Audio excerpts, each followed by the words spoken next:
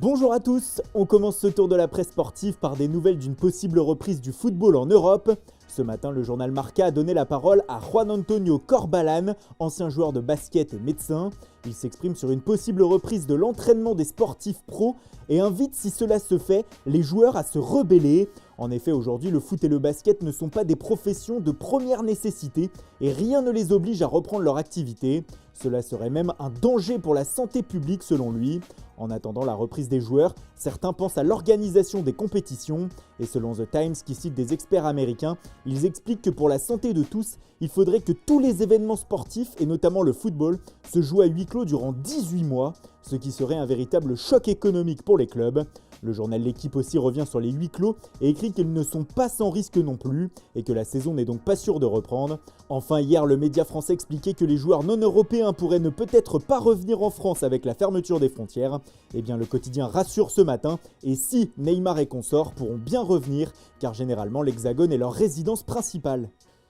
Durant cet arrêt des compétitions, on parle beaucoup des joueurs et des clubs essayant de trouver un accord pour des baisses de salaire, et ceci inquiète plusieurs clubs, notamment pour les prochains mercatos. Des clubs plus riches pourraient profiter de la frustration de certains joueurs afin de leur proposer un plus gros salaire et donc de les recruter. C'est donc le sens de la news du Daily Mail ce matin. Le tabloïd explique que les gros clubs anglais pourraient passer un accord de non-agression. Ils ne pourraient pas se piquer de joueurs entre eux, qui pour certains seraient frustrés de la baisse de leur salaire. Bref, si un tel accord existe, cela va encore faire du bruit. Toujours autre manche, c'est le président de Newcastle, Mike Ashley, qui fait les gros titres ce matin. Comme l'explique le Daily Express notamment, le propriétaire des Magpies aurait trouvé un accord avec un consortium saoudien afin de lui vendre son club. On parle d'une opération à 345 millions d'euros. Un accord controversé comme l'écrit le média. Ce dernier évoque aussi en première page le clash de Paul Pogba avec l'ancienne gloire de Liverpool, Graeme Souness.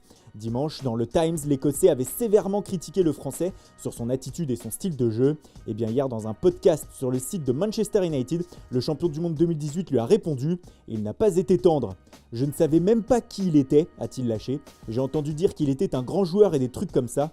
Je connais son visage, mais pas le nom. » D'où le titre « Qui es-tu » du Daily Express ce matin, comme du Daily Star qui s'en amuse.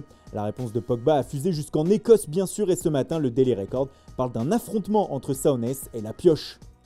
En parlant champion du monde direction la Catalogne et Mundo Deportivo qui affiche N'Golo Kanté ce matin sur sa première page. Le milieu de terrain de Chelsea serait à en croire le média une option pour la saison prochaine et l'entrejeu du FC Barcelone. Le média croit savoir que l'envie de Chelsea de recruter Philippe Coutinho pourrait créer les conditions d'un échange entre les deux clubs. Mundo Deportivo évoque aussi le poste de numéro 9 ce matin et alors qu'il relaie l'information de la presse italienne d'hier sur un possible échange Lautaro Martinez-Antoine Griezmann, le journal évoque aussi la possible alternative Alexander Isak. Le Suédois prêté par Dortmund à la Real Sociedad cette saison serait dans le viseur des Blaugrana. Et décidément, nos Français sont à l'honneur ces derniers jours en une des plus grands médias espagnols. Après Kanté, c'est Eduardo Camavinga qui fait la couverture du journal AS ce matin. Dans le viseur du Real Madrid, le Français a vu son entraîneur Julien Stéphan décrire son profil ce matin dans les pages d'intérieur du quotidien. Et Stéphan a validé la piste, expliquant que le Rennais avait toutes les qualités et les conditions nécessaires pour le Real. En parlant des merengues, Mundo Deportivo écrit ce matin qu'un échange pourrait aussi avoir lieu au prochain mercato entre le Real et Arsenal. Ceci afin d'échanger deux attaquants, en l'occurrence Luka Jovic et Pierre-Emerick Aubameyang. Le Gabonais que l'on retrouve aussi en première page de la Gazzetta dello Sport, le buteur d'Arsenal fait partie selon le média italien de la shortlist d'Antonio Conte pour son nouveau numéro 9 de la saison prochaine, en cas de départ de Lautaro Martinez et afin de faire la paire avec Romelu Lukaku. Et Aubame n'est pas le seul sur la liste puisqu'il est accompagné d'Antoine Griezmann comme nous vous l'indiquions hier et bien sûr d'Olivier Giroud suivi depuis plusieurs mois. Et les champions du monde français ont la cote puisqu'on va terminer cette revue de presse en Turquie où Steven Nzonzi se retrouve sur la une de Photomatch. Pourquoi ? Parce que le Fenerbahçe Istanbul voudrait que son nouvel entraîneur soit Eusebio Di Francesco. Et si c'est le cas, le journal pense savoir qu'il aimerait venir avec 3 stars qu'il a dirigées à la Roma. Nzonzi donc, mais aussi Maxime Gonalon et Javier Pastore pour un Fener Made in Ligue 1.